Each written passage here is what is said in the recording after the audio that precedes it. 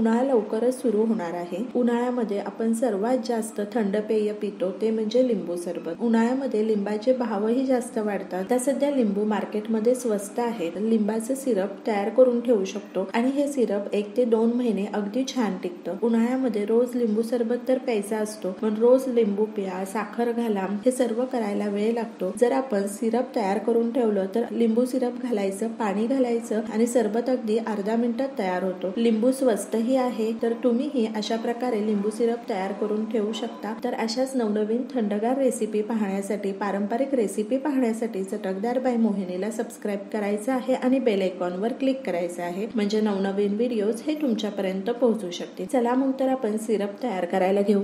तर सिरप तयार करण्यासाठी आपण 1 वाटी लिंबूचा रस घेतलेला आहे। साधारण 8 ते 9 लिंबू या ठिकाणी आपण वापरलेले आहेत। तर सेम वाटीच्या साह्याने 2 वाटी आपण साखर घेतलेली आहे। 1 वाटी पाणी घालायचं आहे। गॅस चालू करूयात आणि साखर विरघळून घ्यायची आहे।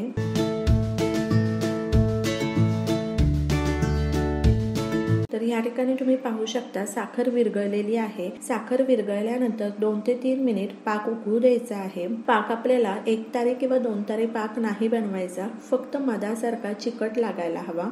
तर साखर विरघळल्यानंतर 2 ते 3 मिनिट आपण पाक छान उकळू दिलेला आहे। एका बरणीमध्ये पाक काढूयात। पाक थंड झाल्यानंतर लिंबाचा रस घालूयात आणि मिक्स करून घेऊ। या ठिकाणी आपलं लिंबू सिरप हे तयार आहे। हे सिरप फ्रीज मध्ये 1 ते 2 महिने अगदी छान टिकतं। ज्या बॉटलमध्ये आपण सिरप ठेवणार आहोत ती बॉटल स्वच्छ धुवून पुसून उन्हामध्ये कडकडीत वाळून घ्यायची आहे, म्हणजेच थोडक्यात त्यामध्ये पाण्याचा अंश बिलकुल नसायला पाहिजे। अशा बॉटलमध्ये लिंबू सिरप तयार करून ठेवलं तर अगदी 1 ते 2 महिने आरामशीर टिकतं। चला मग तर आता आपण थंडगार सरबत तयार करायला घेऊ। ग्लासमध्ये 4 चमचे सिरप घालूया। सरबत किती स्ट्रॉंग करायचं आहे त्यानुसार तुम्ही सिरपचं प्रमाण ठरवू शकता। तर 4 चमचे आपण सिरप घातलेला आहे। पाणी घालायचं आहे, चवीपुरते मीठ घालायचं आहे आणि मिक्स करून घेऊ। अगदी अर्धा मिनिटामध्ये थंडगार लिंबू सरबत तयार आहे। तर तुम्हीही अशा प्रकारे सिरप तयार करून ठेवा आणि अगदी अर्ध्या मिनिटात लिंबू सरबत तयार करा। तर अशा सोप्या पद्धतीने तुम्ही सिरप तयार करून बघा आणि मला सांगा कसं वाटलं ते। तर अशाच नवनवीन चटकदार रेसिपी, पारंपरिक रेसिपी पाहण्यासाठी चटकदार बाय मोहिनीला सबस्क्राईब करायचं आहे आणि बेल आयकॉनवर क्लिक करायचं आहे, म्हणजे नवनवीन व्हिडिओज हे तुमच्यापर्यंत पोहोचू शकतील।